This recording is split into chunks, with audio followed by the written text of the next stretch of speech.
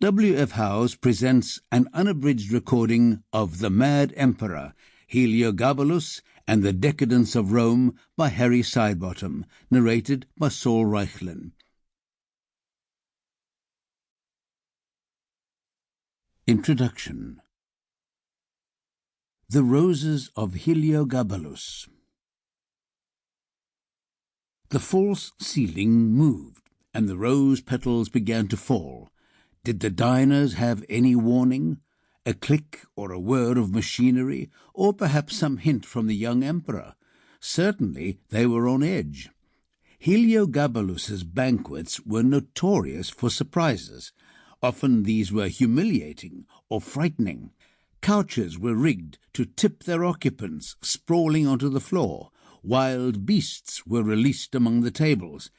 Imperial Rome had a history, by turns pleasant and sinister, of false ceilings at dinner parties.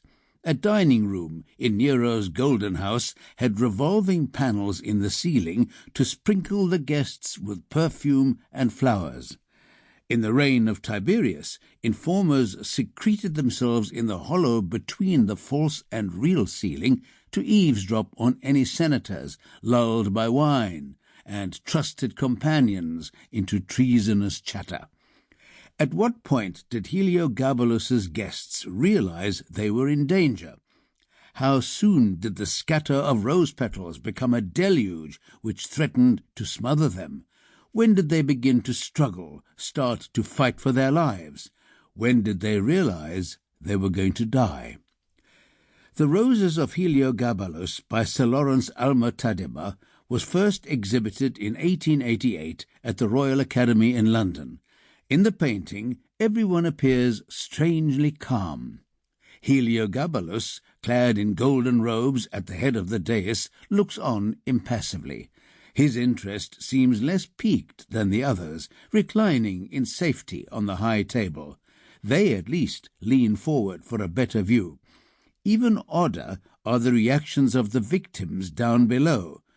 Two women in the centre move, but languidly, more as if luxuriating in the flowers than trying to avoid suffocation.